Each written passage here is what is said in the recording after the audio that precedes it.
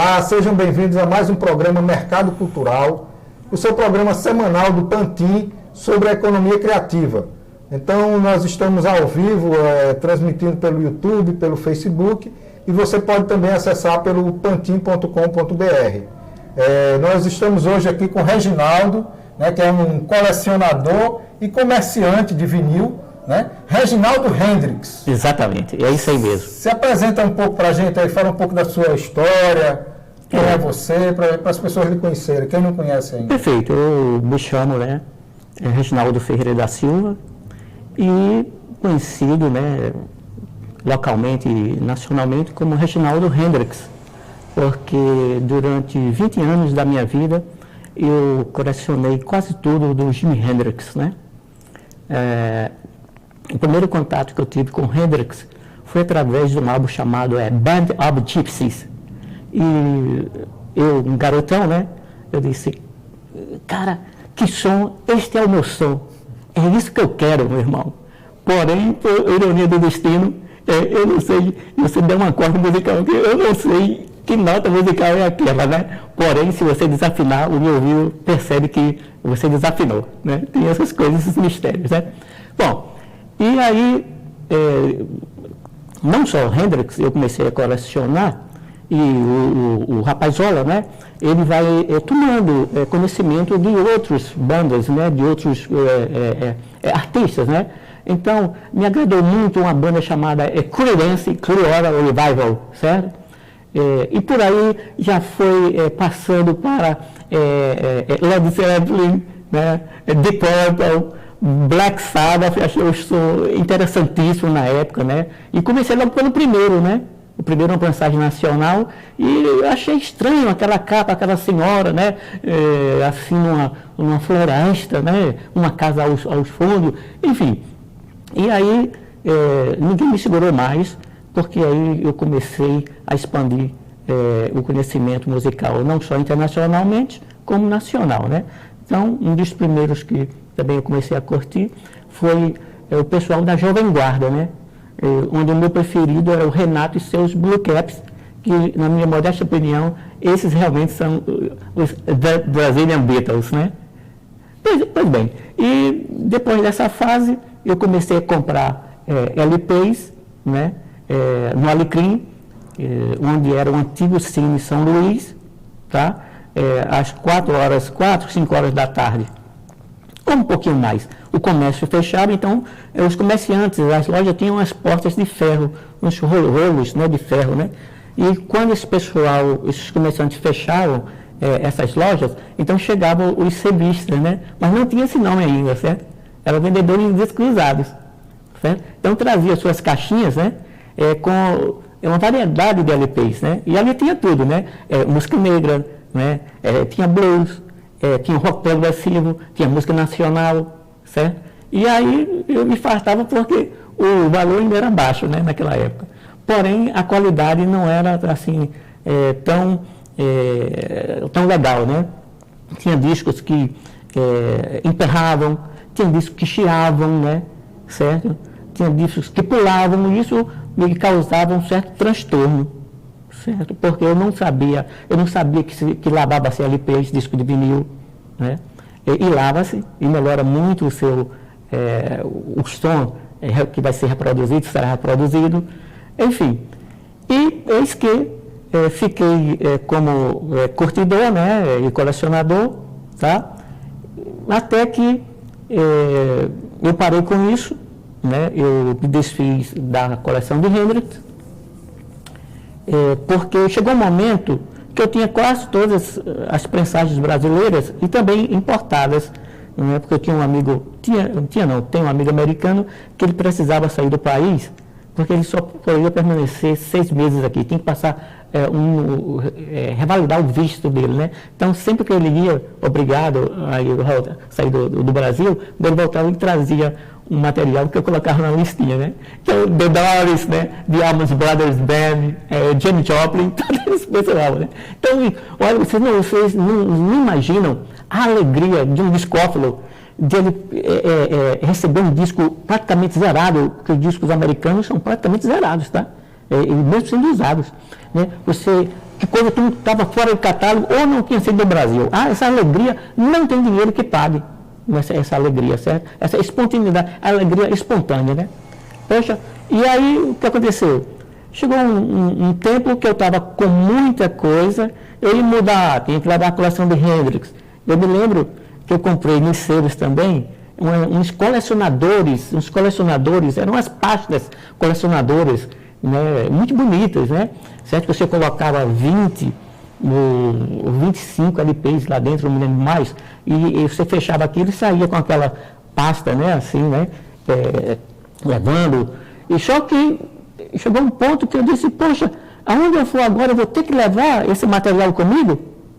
Eu vou ficar refém disso aqui? Olha, se a música do Negrão já está aqui na minha cabeça, então é o seguinte, eu vou me desfazer disso, eu vou cortar o cordão umbilical aqui, não que eu renunciasse, eu renunciei à obra do Negrão, ela está aqui dentro e vai comigo para a eternidade, né? Mas a parte material, né? Então, num processo em paralelo de evolução espiritual, eu percebi que aquela coisa estava desnecessária na minha vida, estava se tornando um problema para mim. Então resolvi cortar e sacrifiquei o disco de Hendrix, que é o meu preferido, e sempre será, é o segundo LP, chamado Access Bold as Love. Porque na realidade, quando o Hendrix começou assim, a fazer sucesso internacionalmente, então ele montou um trio, né, chamado The Jimi Hendrix Experience, tá? Então esse LP que eu estou me referindo aqui, que é o meu preferido, ele é o segundo LP da banda, né? O melhor do trio, tá? E a capa é lindíssima, eu não tenho mais, né? Esse foi o primeiro, e depois que eu vendi esse disco, eu senti uma pessoa mais leve, né? Meu espírito, eu não fiquei triste, né? Agora eu vendi por um preço, né, compatível, porque o dinheiro que eu entreguei na compra desse LP, esse LP eu comprei em Manaus. Eu fui em determinada época, né, a Manaus durante as minhas férias, né? E aí tinha esse disco Passage alemã, linda, capa dupla, que a brasileira não era capa dupla, certo? E eu recomendo esse, né? Se você quer começar bem, começa aí com o Access Bold as Love. E o que acontece? Atualmente eu estou aqui no mercado de Petrópolis, tá? Mas peraí, vamos voltar um pouquinho na história para Sim. Foi logo, né? Muito bem. Reginaldo, primeiro assim, você é um cara que gosta de música, tem a música no seu sentimento, né? A gente vê que quando você fala com propriedade. Verdade. Você toca algum instrumento? Rapaz, é uma das minhas prestações. Eu sou aquariano e eu sou, como se diz assim, né, aqui no Rio Grande do Norte, São Pedro de Natal. Isso bem detalhe, né? Então, eu sou um perfeccionista, né? E eu não toco nenhum instrumento, né? E também é uma das frustrações. Agora, por incrível que pareça, se eu tivesse que escolher Reginaldo, o que é que você tem? Eu queria ser um vocalista. Olha, dá tempo ainda. É um vocalista. Mas a natureza não me concedeu as combinações vocálicas para eu ter uma voz agradável para instrumento, né? Eu não gosto da minha voz quando eu ouço através de uma gravação, eu não gosto. Né? Ela não me causa a empolgação.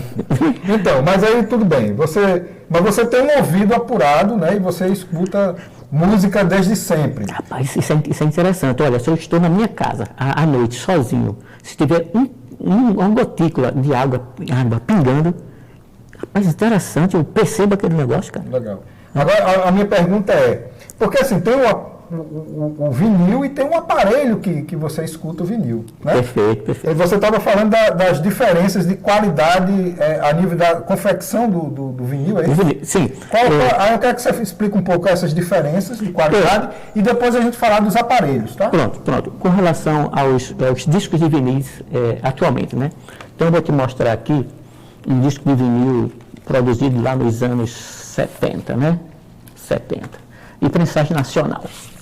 Então, como por exemplo aqui, Beatles, Abbey Road, esse também foi um dos que eu consegui, esse aqui não, mas foi uma dessas cópias, certo? Eu consegui nas minhas andanças pelos seivos de Natal, lá nos anos 70, né? E achei empolgante essa capa, né? E isso, veja bem, uma curiosidade, eu não entendia, certo? Porque tinha escrito Beatles e as pessoas chamavam Beatles. Eu ficava assim, louco, sem entender por que isso, né? Só depois de alguns anos que eu me percebi, né? Que o E com A, em inglês, tem som de I, né? Assim como E, né? E também tem som de I, tá? E aí o que acontece? Esse aqui foi um daqueles, não essa cópia, que eu comprei por um preço módico, né? E pulou. Teve uma faixa aqui que pulou, né? Mas eu gostei muito da faixa chamada Oh Darling. Achei linda na época, até hoje eu gosto, né? Claro que tem outras músicas também tão interessantes quanto ela. Então, veja bem, esse disco aqui é o disco que ele, vamos dizer assim, ele atendeu as nossas expectativas musicais, né? Eu, como um leigo, né? Não sei nenhuma nota musical, obviamente. E o que acontece? Mas ele reproduziu bem. Ele é um disco mais fino ainda, né? Pouco espesso, né? Tá? A capa também, é um dos grandes, sempre foi um dos grandes problemas aqui no Brasil, a capa. O material usado pela nossa indústria, eu chamo de ordinário. Um material ordinário que depois de 30 anos, ele fadiga, ele começa a perder as propriedades físicas e ele fica quebradiço. Isso me dá um trabalho restaurar. Isso que eu também faço um serviço de restauração, tá? Certo? Já por outro lado, né, nós temos atualmente, né, a nova versão dos discos de vinil, né? Na gramatura, né, na espessura de 180 gramas, certo? Eu estou aqui com esse Black Sabbath, que também eu consegui comprar na loja. Eu era estudante universitário na época e sobrou um dinheirinho depois que eu comprei os livros, né, na área de, que eu sou ex-engenheiro eletricista, porque eu não sou mais na função, né? Eu trabalhei 16 anos na COSERN, né? Aderi a uma dimensão voluntária e fiquei tocando a vida de outra maneira. Bom, então veja que aqui, já a capa, esse disco deve ter no máximo uns 8 anos, essa cópia aqui, né, que a indústria fez. Então você vê um papelão muito mais espesso, né? Aí isso aqui vai durar, sei lá, 70 anos sem se danificar, né? E também o vinil, ele é mais espesso, né? Então chama-se gramatura isso, essa espessura. É uma medida que, por exemplo, tantos gramas por centímetro quadrado, certo? Então aí essa relação de gramas por aquela área, aí chama-se gramatura. Então, quanto maior a gramatura, mais é como se fosse assim, desculpe se eu estiver enganado, mas é como se fosse assim, a cada centímetro quadrado, você tem 180 gramas. Então, os apreciadores de vinil, aqueles mais fanáticos, mais puritanos, eles entenderam que nessa gramatura aqui, certo? Nessa espessura, né, o som fica mais encorpado, né? Ele fica mais, reproduz melhor, né? Certo? E aí você pergunta, Reginaldo, e me diga uma coisa, quantos anos dura essa matéria-prima aqui? Vou te dizer uma coisa, nunca ninguém me fez essa pergunta. E desde o final dos anos 60, eu estou nessa parada, né, de disco de vinil, certo? Compactos e tudo mais. Eu nunca vi ninguém dizer assim, e nem eu percebi, Reginaldo, consiga esse disco para mim, porque a gravação está fugindo, está sumindo.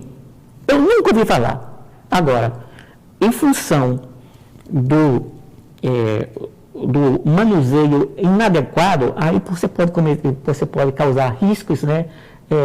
Mutilações na superfície. Aí não tem matéria que aguente, né? Certo? Então isso é uma característica que é um material de longa duração, certo?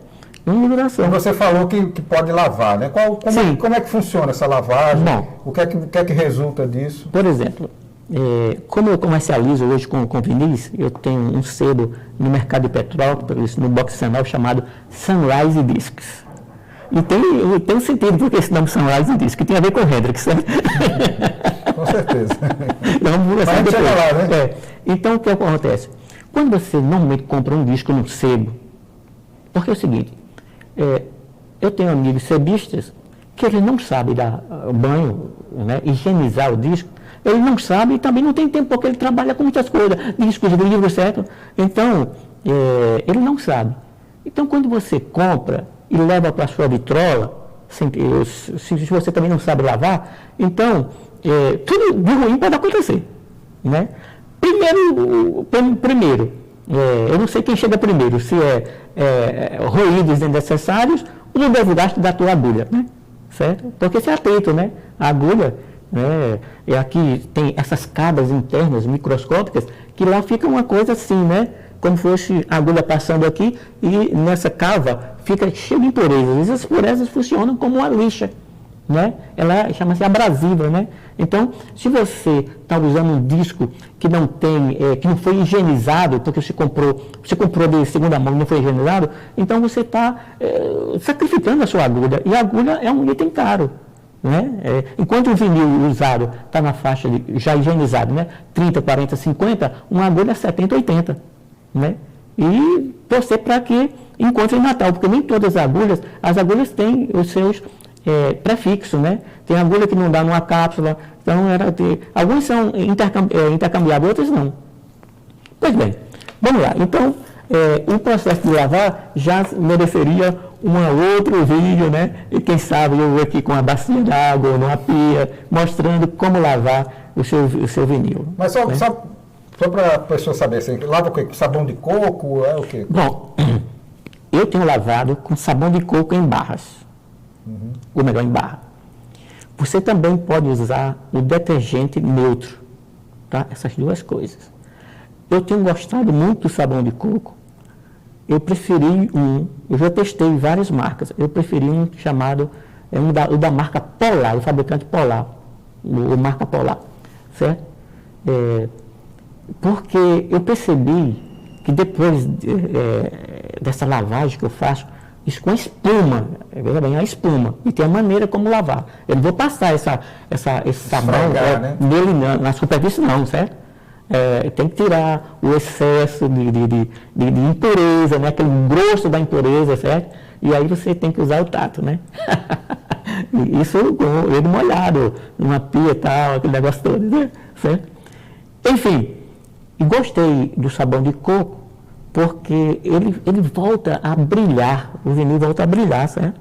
Porque se você der uma simples lavagem com água, que é possível também, ele fica meio fosco, né? E com sabão de coco eu notei que o sabão de coco ele não é abrasivo, certo? Tem pessoas que... E com relação ao leitor, né? O LP, o aparelho de LP. Quais são as dicas que você daria para alguém que é colecionador ou que está começando uma coleção e que quer ter um bom aparelho também, né? Quais seriam os modelos? Esses aparelhos mais modernos que vendem atualmente, eles funcionam bem? Olha, é o seguinte, para você usufruir da plenitude da gravação do vinil, você tem que estar com equipamento bom. E um equipamento bom, no mínimo, tem que ter um amplificador ou um receiver, que o receiver é um amplificador com a rádio AM/FM, certo? Então, por isso que ele tem esse nome de receiver, né? Você tem que ter um amplificador, não é potência não, porque se você tiver potência, vai precisar de um pré-amplificador, né? Certo? Porque a potência funciona com o pré-amplificador. Então, você tem que ter um amplificador, você tem que ter você tem que ter um bom tocadisco, certo? E duas caixas boas. Então, eu não aconselho você comprar esses que vêm lá naquele local do Xing Ling, certo? Porque você vai empregar 600, 700 reais e não vai ter um som que vai ficar satisfeito plenamente. Você vai sempre pensar no disco, então, no outro equipamento. Aí você pode até comprar de segunda mão. Todo o meu equipamento usado aqui na minha loja é segunda mão. Eu tenho um Sansui, que já tem mais de 20 anos, funcionando plenamente, desliga, né, volta, né, certo? Eu só troquei a agulha, obviamente que a agulha você vai ter que trocar, né, depois de 1000 horas, né, aproximadamente 1000 horas. Eu tenho um amplificador, né, gradiente, que já tem mais de 30 anos, tudo funcionando bem. E tem 2 caixas também Sansui, né, obviamente essas são importadas, né, certo? Que as pessoas gostam muito do som, né? Mas elas estão lá reproduzindo muito bem, mas a fonte tem que ser boa, porque senão ela vai reproduzir uma fonte, o sinal que está gravado uma fonte, o sinal ruim, né? O causado por uma fonte que está mandando esse sinal para as caixas ruins, a caixa vai reproduzir a coisa ruim, né? Então você tem que ter esse trio, né, funcionando plenamente, né? Um bom toca-disco, um bom amplificador e um bom par de caixas, né? Certo? E obviamente um vinil em estado higienizado, em estado, né, satisfatório, né? Senão nada feito.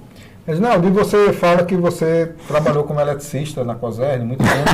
E como é que surgiu a ideia de comercializar o vinil, né? Como é que foi durante um tempo foi paralelo e depois você fez... Como é que funcionou isso? Na realidade, eu sou engenheiro eletricista, mas há um tempo que eu não exerço mais a função, eu renunciei, tá? Certo? Então, o que acontecia, acontecia naquela época? Além de estar na COSERN, eu nunca deixei de ouvir música, desde o final dos anos 60, certo? Fiz escola técnica federal, terminei a eletrotécnica, né? Certo? Aí depois, antes da escola técnica, eu estava no Xuxa, mas sempre ligado num compacto, né? Num disquinho, né? Certo? No vinilzinho e tal, aquela coisa toda. E chegou um momento que eu tinha um certo acervo, porque às vezes eu comprava um vinil, mesmo eu tendo duplicata, porque ele estava bem conservado e o preço estava legal, servindo como moeda de troca. Porque tinha pessoas que não queriam vender os seus vinis, mas diziam, eu faço permutação com você. Então eu tinha um item, ele tinha um item que eu desejava. Coisa de colecionador. Então faríamos a permutação. Colecionador permutando. Exato. E com isso, involuntariamente, eu passei a ser um comerciante em paralelo com a minha profissão, certo? Tá? E o que ocorreu? E nós tínhamos, chegou uma época que todo sábado à tarde nós íamos para o Alecrim, na cigarreira do Jácio, certo? Que era uma cigarreira, hoje é a Caixa Econômica, quase em frente à Caixa Econômica, no Alecrim, e essa cigarreira era uma banca de jornal, né? Certo, metálica, onde o Jácio vendia discos de vinil usado. Então, fomos passando a informação de um para outro, né, e conseguimos fazer uma espécie de uma confraria. Então, todo sábado nós estávamos lá para ver o que já se tinha de novo, né, novidade, e ali começou a haver uma permutação entre esses clientes de Jácio e frequentadores, né, como eu, né. E numa dessas eu conheci um colega, um amigo, que tornou-se amigo depois, um rapaz chamado Luciano. E nos demos muito bem, né. No primeiro dia fizemos uma permutação de mais de 25 LPs, né? Eu fui à casa dele e depois ele foi à minha casa, né? E um a um mesmo, era só para permutar, né? Claro que esses discos que eu permutei com ele, eu não tinha tanto interesse, né? Porque não era da minha coleção. Bom, o que aconteceu? Essa amizade foi aumentando entre eu e o Luciano e ela culminou eu convidando o Luciano para a gente montar uma loja de vinil em Natal, porque a gente ficava muito dependendo, né, de quem pedia os vinis aqui. E esse pessoal, essa turma que vendia os discos aqui, eles se preocupavam mais com os grandes metalões, Roberto Carlos. Então ele comercial, exato, produto comercial. Exato. Então a maioria queria só o comercial. E estava sendo lançado coisas lá em São Paulo que não chegava aqui. certo? E aí eu falei isso para Luciano, e vamos juntar os nossos discos de vinil, né, que não é da nossa coleção, e montar uma espécie de um sebo, certo? E ele concordou, e assim começou, nós fizemos a Whiplash Discos, né? Muito famosa no movimento underground de Natal. Sim, né? Ali Existiu por quantos anos a Whiplash? Olha, eu confesso a você que eu não contei, mas durou cerca de uns 10 anos por aí, uns 10 anos. Então, o que ocorre? Era ali na Salgado Filho, de frente à UNP, né? Tem uma gestão, né? Certo? No Lago do Sol. Então, os dois visionários, né? Tem uma cena interessante, né? O local que funcionou a Whiplash é um apêndice da casa da avó do Luciano, certo? E lá funcionava a farmácia Gama. E esse senhor chamado Gama, tinha farmácia, ele mudou para outro número mais atrás, né? E ficou vazio aquele localzinho, né, da farmácia. E nós pegamos num estado assim deplorável, teto caído, né? E nós tivemos que, ainda bem que tinha uma loja uma casa que comercializava madeiras, né? Caibros, frachais, etc, né? Bom, e aí nós fizemos um pequeno levantamento que precisava, e teve uma cena, e a gente com pouco dinheiro, né? Tá? Eu já estava na COSERN, certo? Mas era um engenheiro recém-chegado, tá? Entendeu? E aí o dinheiro estava meio curto, não tinha a minha casa própria ainda, né? Tal. E aí, naquela avenida ali, só um lado era asfaltado, o outro não tinha asfalto. E existia um desnível, né? E uma cena que aconteceu, nós precisamos trazer lá da casa, lá embaixo, né? Uma espécie de um caibro, né? E não dava para uma pessoa só trazer, né? A gente rapazola, né? Tal. Então, Luciano na frente e eu atrás desse caibro. E o caibro atravessando e subindo aquela rampa, né, para chegar ali. Bom, conclusão. Nós juntamos, tá? E foi um sucesso que, assim, em menos de 30 dias, nós deixamos de ser um sebo, obviamente discos usados, e passamos já a comercializar discos novos, né? Aí, claro que foi preciso ter um CNPJ, eu pagar um contador, certo? E também idealizamos com as cores da Whiplash, o logotipo, certo? E também, como lá uma hora à tarde bate um sol muito, muito forte, então nós tivemos que fazer, né, uma espécie de proteção, porque o sol poderia até comprometer a integridade física dos LPs, certo? Então, nós fizemos lá, aí eu soube que era mosquetão, alguma coisa que gira, idealizamos uma lona, tal, com logotipo, enfim. E a coisa tomou uma dimensão tal, claro que Luciano dedicou toda a sua vida ao Whiplash, porque eu não podia porque eu estava na COSERN. Agora, ficou combinado que aos sábados, eu era quem assumiria. A Whiplash foi um sucesso e ela se tornou um ponto de encontro às 5h30, 6 horas da tarde, do sábado, porque era a época da chegada da nova onda do heavy metal, o heavy metal, né, em inglês, que explodiu com Iron Maiden, Saxon, né? Não só da Inglaterra, como bandas dos Estados Unidos, Metallica, bandas francesas, inclusive bandas espanholas, né? Como em português o Barão Vermelho, Barão Rojo, né? Mais ou menos essa pronúncia, certo? E, quer dizer, uma enxurrada de discos, né? E esses garotões, né?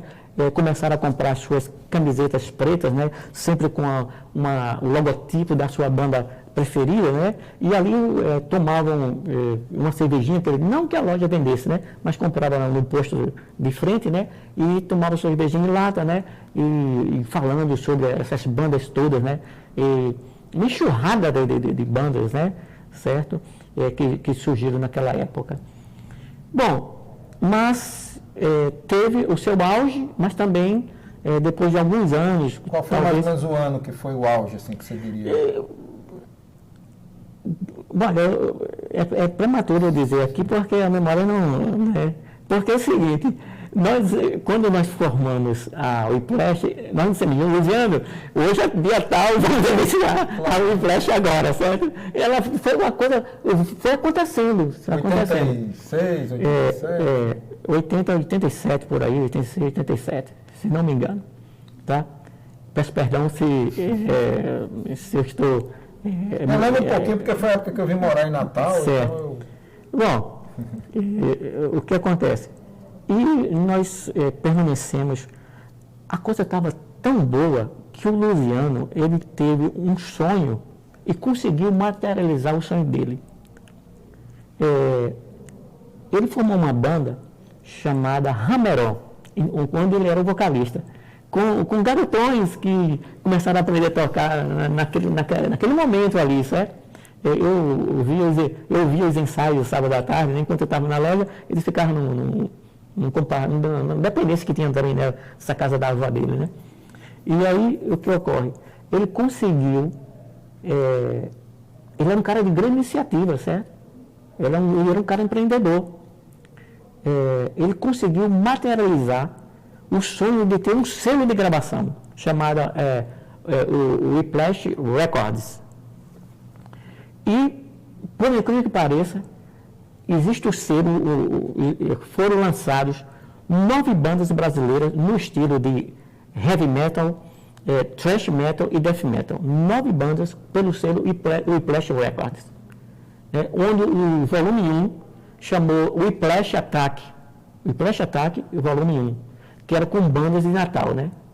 A Hammer-On do Luciano, Auschwitz, Crosskill, Crosskill. Se não me engano, e a banda de Uruan, né? Deadly Fate, né? Certo?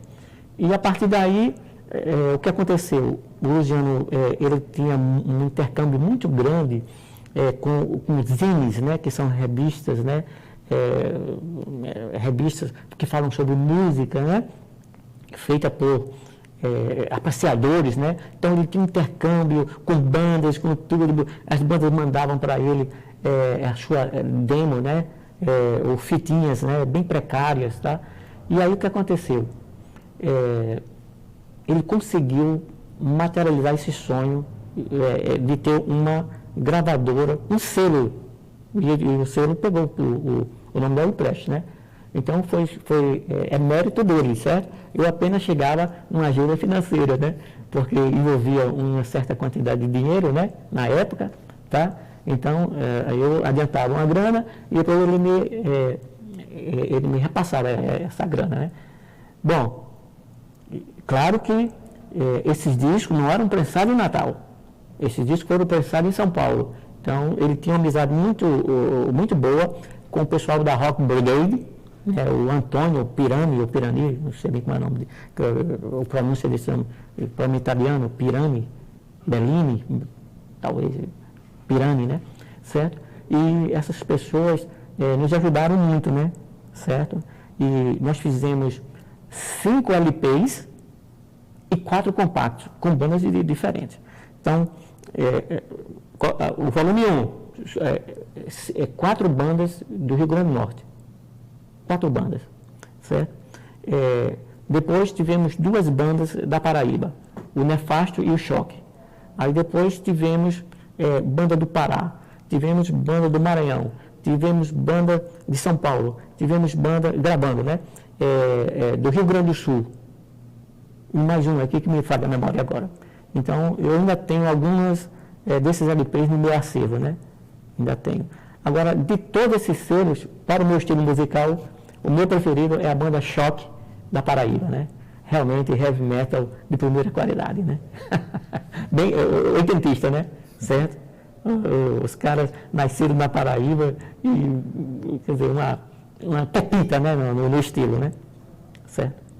E aí, como é que foi a Sunrise? O que é que aconteceu? Bom, então, estava eu no sebo do Jácio, e o sebo do Jácio disse, Reginaldo, o sebo vai estar em outro canto, né? Não mais no Alecrim. Disse, Reginaldo, Olha, Vera está com um sebo lá no mercado de Petrópolis. Confesso a vocês que eu passava aqui em frente, mas nunca imaginava que o mercado de Petrópolis tinha essa diversidade, né, de lojistas, né?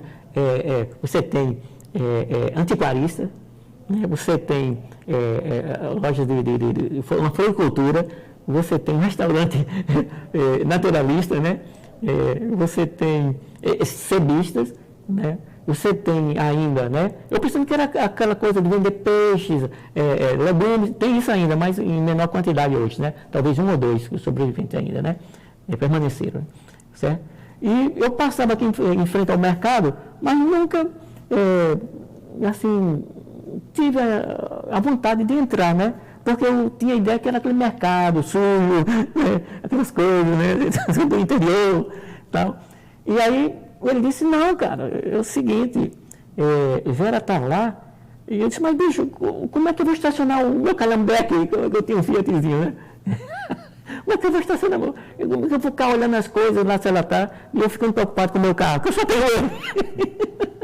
Bom, o que aconteceu? Ele disse, não, rapaz, por trás existe um amplo estacionamento que comporta cerca de 20 a 30 carros lá atrás. Eu disse, é mesmo, cara? Aí ele disse, tá, na próxima cidade eu vou. E eu arrebentei. Então, num determinado dia, eu vim aqui, aí conheci o sebo da Vera aqui, né? A esposa de água, Catalunya. A gente entrevistou no programa passado. Certo. E aí, eu fiquei vindo, né? Não todo dia, né? Uma semana sim, outra não, tal. E aí, uma das vezes que eu vim, então, ela falou que havia um box disponível e eu entrei em contato, né, com a direção, deu tudo certo, entendeu? E aí, mas eu precisava de um nome, né?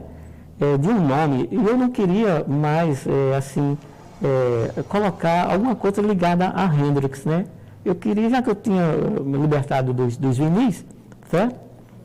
Então, assim, 4 ou 5 horas da manhã, eu estava naquela situação de nem acordado e nem dormindo plenamente, né?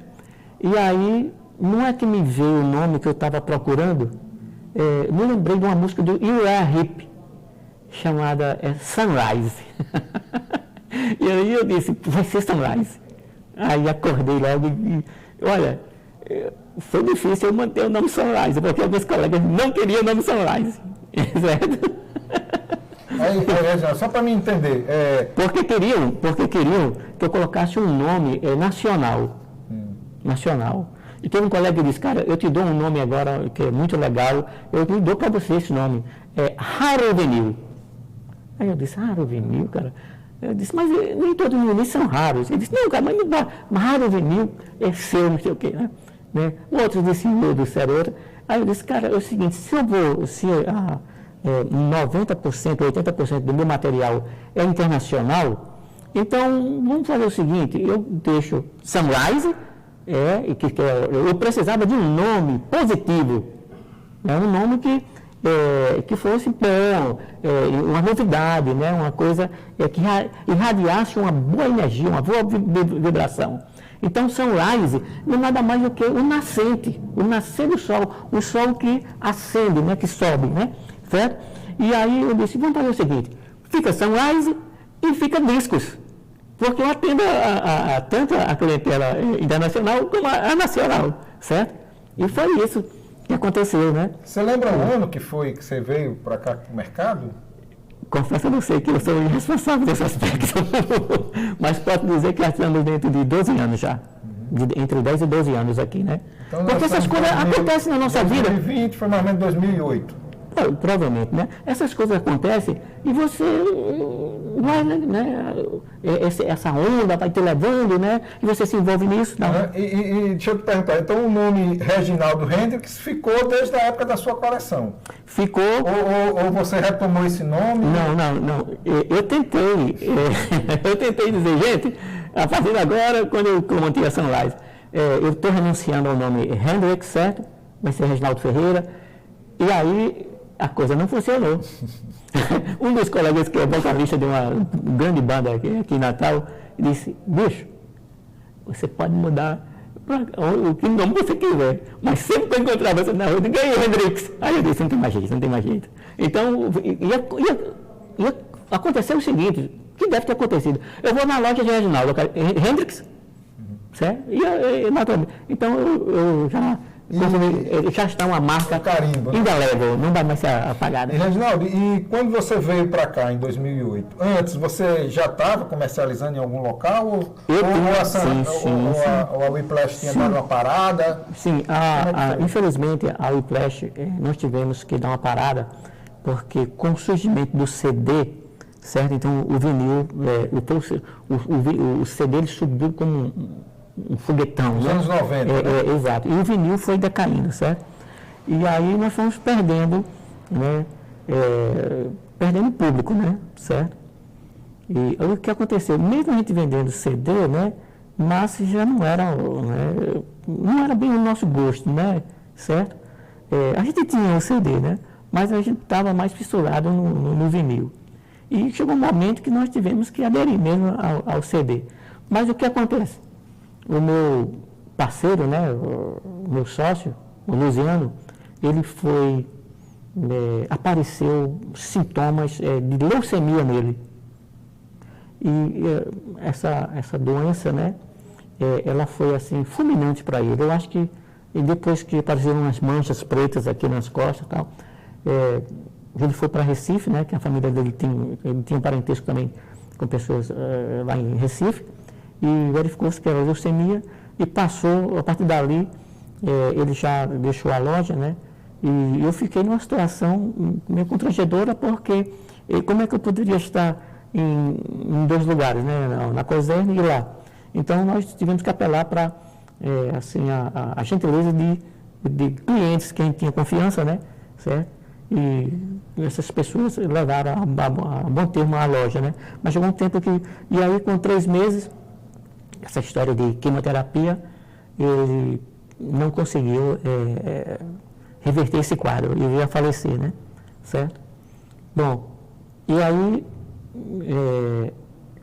fizemos uma nova parceria com o irmão, fiz uma nova parceria com o irmão dele, o Júnior Whiplash, o Júnior, aí assumiu o termo Whiplash, né? Então era Reginaldo Hendrix e Júnior Whiplash, né?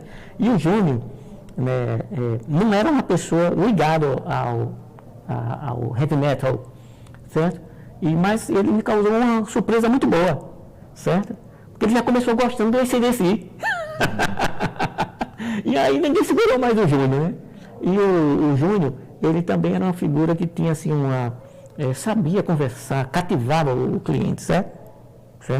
Então, mas chegou um momento que não deu mais para continuar e resolvemos dissolver a loja, certo?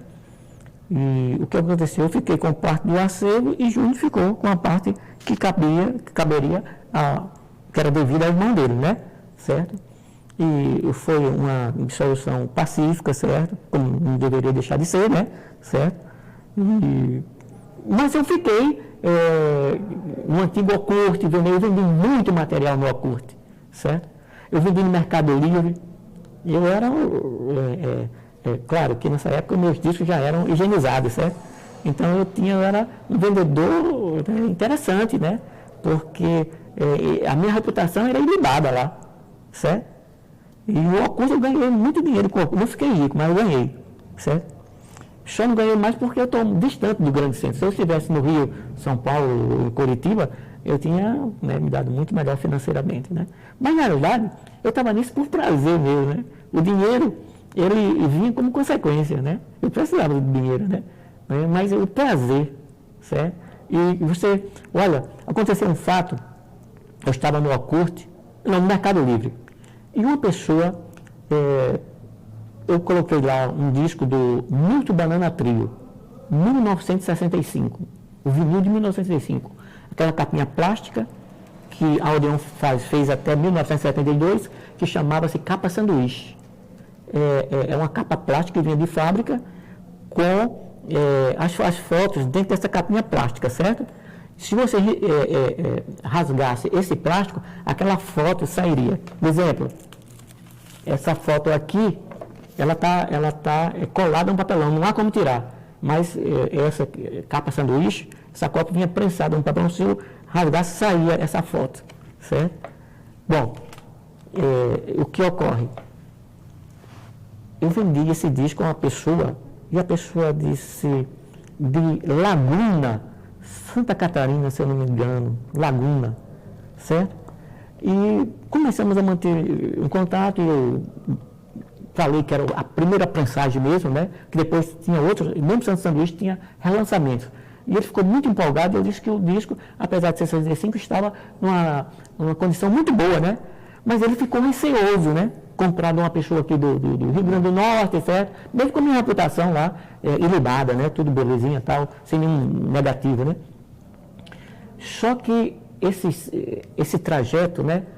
Daqui vai para Recife, São Paulo, e muitas vezes Recife demorava um pouquinho para pegar de outros estados e sair aquele malote, né? E aí o cara estava angustiado, que já fazia um mês e o material não chegava. Quando o material chegou, né, ele entrou no Mercado Livre e disse, recebido.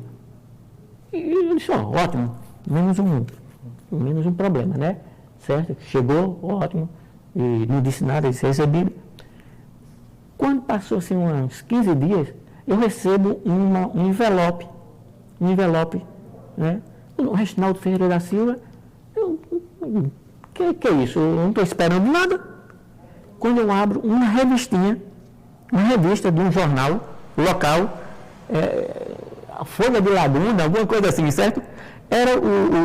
O cara era jornalista, esse cliente era jornalista, e ele mandou essa revista porque ele fez uma matéria, né, envolvendo meu nome lá, mostrando, né, me dando os parabéns, porque eu falei a verdade e mandei o disco conforme.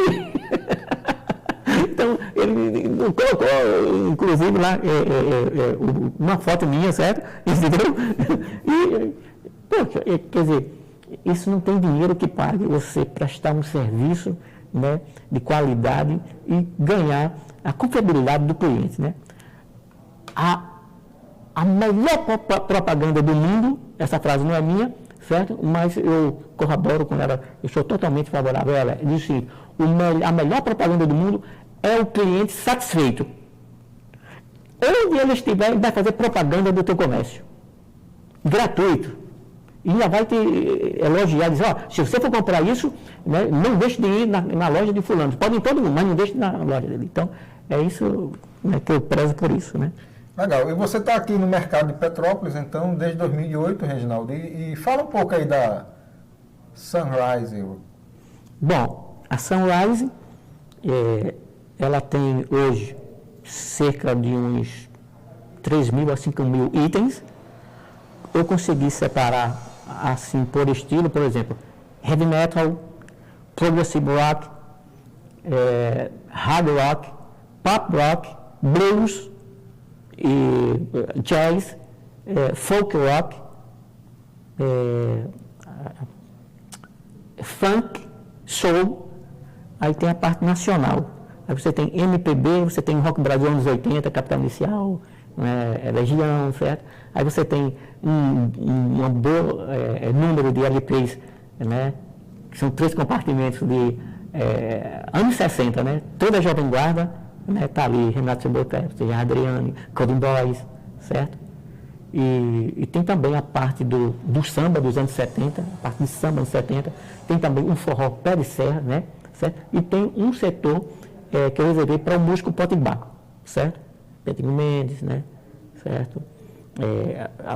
Ainda alguns LPs do Impacto 5, né? Certo? E por aí vai. E todo o material é higienizado por mim. E o meu lema é o seguinte: na Sunrise Discos, você compra discos de vinil e não problemas. Não há como você comprar problemas na Sunrise Discos, porque eu não deixo. Porque é muito simples resolver isso. Isso é um lema que eu não abro mão. Reginaldo, o LP, aconteceu isso? Aconteceu, foi. Bom, quer levar outro igual valor ou seu dinheiro de volta na hora? Ainda peço mais desculpas. Então, é importante você ter um local onde você tem segurança na comercialização. Eu já passei por dissabores aqui em Natal.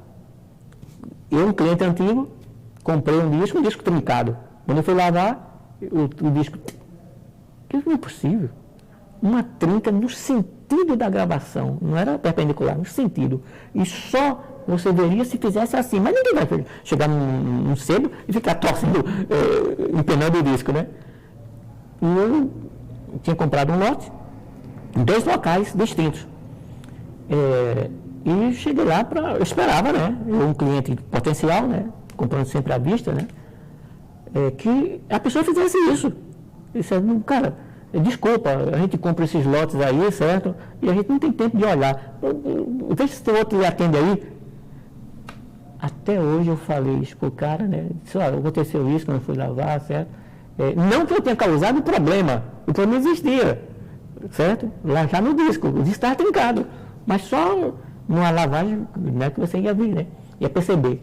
E até hoje, 2 não me deram resposta, deram silêncio por resposta.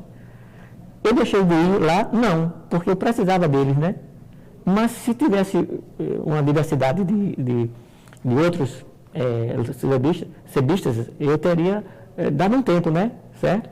Então, eu sou um exemplo, né? Eu fui uma vítima, eu não posso causar esse dissabor, né? Ou esse constrangimento ao meu cliente, né? Eu fico morto de vergonha quando tem alguma coisa, eu ouço todos os meus discos, eu higienizo internamente, né? Eu faço pequenos concertos internos, né? Discretos, né? Discretos, certo?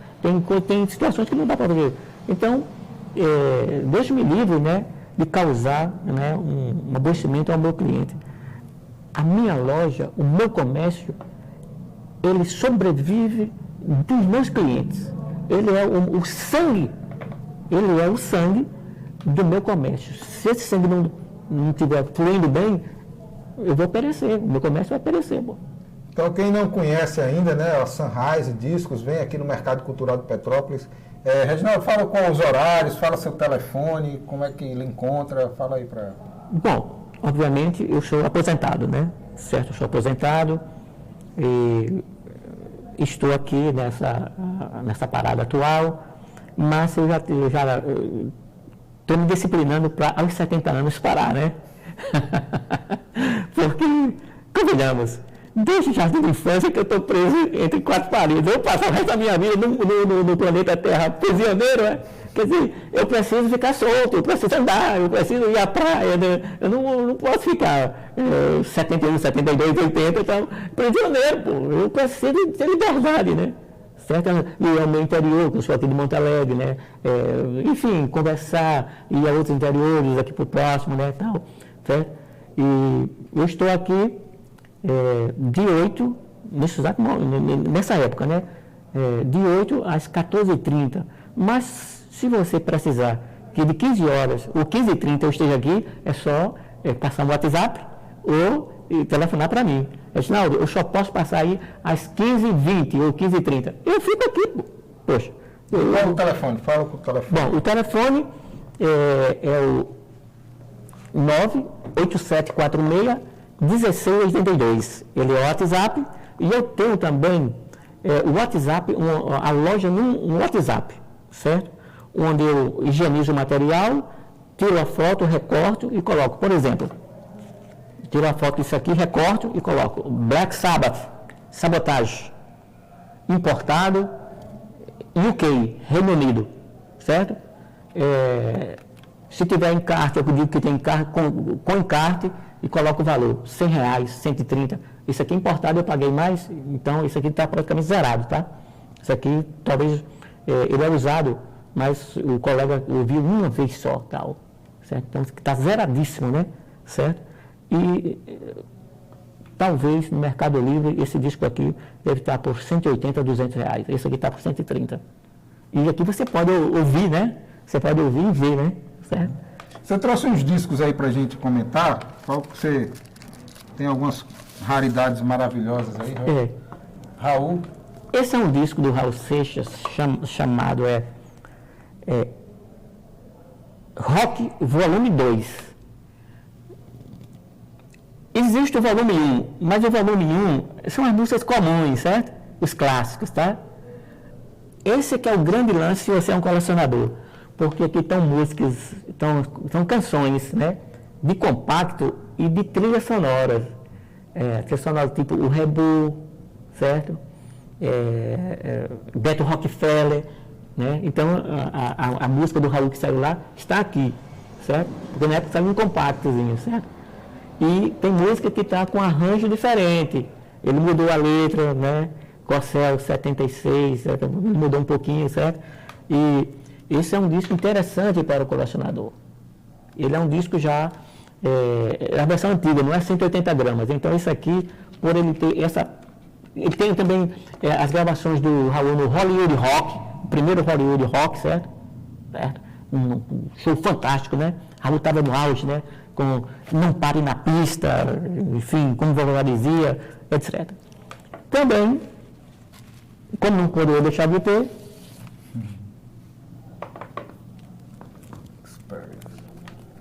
esse aqui é um show que ocorreu em 1969, lá no Royal Albert Hall, se não me engano, certo? O Hendrix, esse é um tempo mensagem nacional. Na época fizeram até uma capa legal, né? Tem aqui um breve histórico, né? Em inglês, tá? Então essa capa aqui ela é mais resistente, né? Certo?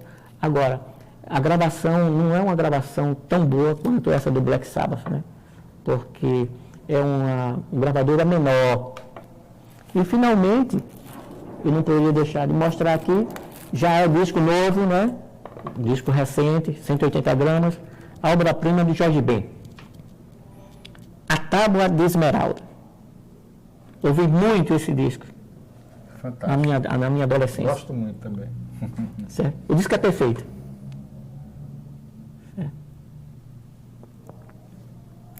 Bom. É isso, muito bom. Estamos aí. Foi uma ótima conversa, né? Eu acho que a gente ampliou um pouco esse universo do LP, né, Reginaldo? E só para a gente fechar assim, eu quero que você fale um pouco dessa retomada do vinil, para a gente fechar a nossa entrevista. O que é que significou para você e para as pessoas, né? Porque nós tivemos nesses últimos anos essa retomada do vinil, né? Fala um pouco disso aí. Impressionante. Está acontecendo um fenômeno que aconteceu quando era um garoto, certo? Um rapazola, certo? Por exemplo, eu tomei conhecimento de uma banda na época, né? Vamos supor, Uriah Heep. Aí eu gostei, na época, lá nos anos 70, né? 75, por aí, 74, né? Então, se eu gostei, eu procurar saber se existia outros daquela banda, certo? E aí eu li lá os meus selos para ver se o sujeito tinha, né, aquilo. Creedence, adorei o Creedence, certo? E aí eu queria tudo, Beatles, tudo, né? Hoje está ocorrendo isso. Às vezes chega assim uma garota, né, um garotão, e eu ouvi falar no Pink Floyd, certo?